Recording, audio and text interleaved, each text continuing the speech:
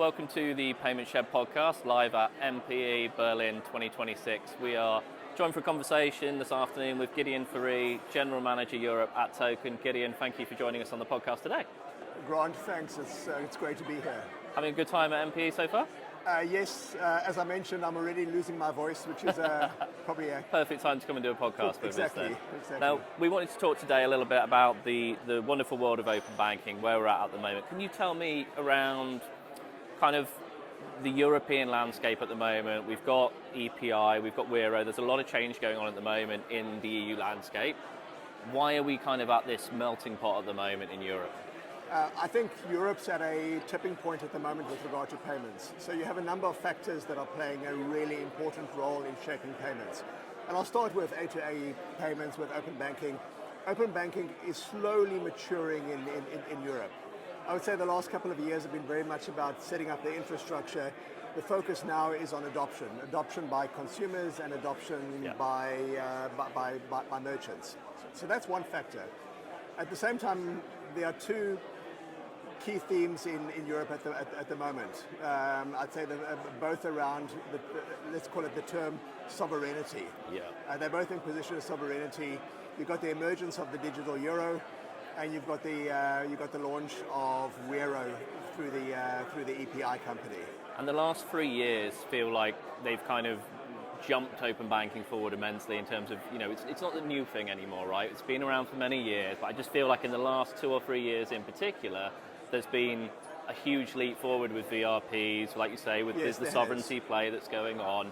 We're seeing more adoption with merchants around pay by banks sitting alongside cards as a complementary payment method. What has happened in the last 3 years to kind of give us this big leap forward? Well, I think the one thing is that there has been a wake-up call with regard to payments, that everything is not about card. Card is not the only way that payments can work. Yes. And I think both consumers and merchants have realized that there are alternatives. So I think that's why I really like I like Wero, I like the EPI, because I see it has been a catalyst in the market. It's given the region time to think and it's given the region food for thought. Maybe there are other ways of doing payments more efficiently. I really also think that open banking has matured. It has become more mainstream. There were a lot of issues when open banking was launched a couple of years ago with regard to API quality. Those issues are being addressed. There are issues with regard to the user experience. The user experience used to be atrocious. Strong word. It's a lot better now. It's a lot easier. We are seeing some fantastic solutions out in the market, where merchants are improving the user experience, where banks are coming to the party as well. And I think from that perspective, it is easier for consumers. I think there are also a number of use cases where open banking, for instance, really plays to, and these are coming to fruition now as well. When we talk about the sovereignty play, the reality of actually getting so many countries within the European market to work together as a collective, do you think that's going to be a bit of a journey that we have to go on, or do you think we've already worked towards this point that sovereignty could be a very real thing in the European market? So I don't think we need all the countries to work together. I mean, I don't believe, and I'll be very honest with you, I don't believe we need a solution such as a digital euro. I don't believe that is a solution that we're looking for. What we need solutions that make sense for merchants and that make sense most of all for consumers, that make the consumer payment journey easier. Standardization through PSD2 and open banking, I think, has contributed towards that. Do we all need to sit around the table and come up with a single solution? I'm not sure if that's the solution. I think what we do need standards that we work towards, standards that allow, again, consumers to have a single look and feel and a single journey throughout the payments process. No, I think that's a fair point. And open banking could be said to have had a slightly slow start to life. You could say that.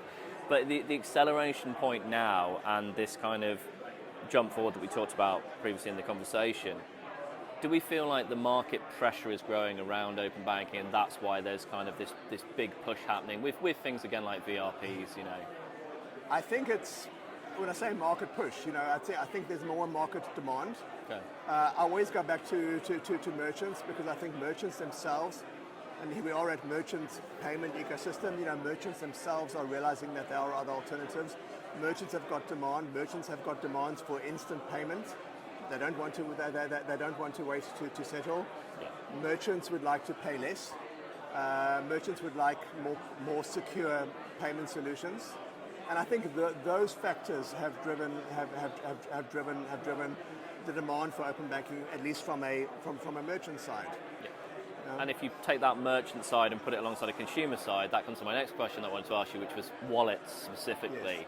and how important wallets linked to open banking payments are going to be for the they're future. Absolutely important. I mean, and it's something which I think has not been addressed by anyone really effectively.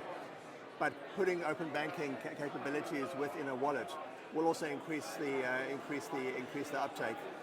I always go back to the thing about what a consumer wants.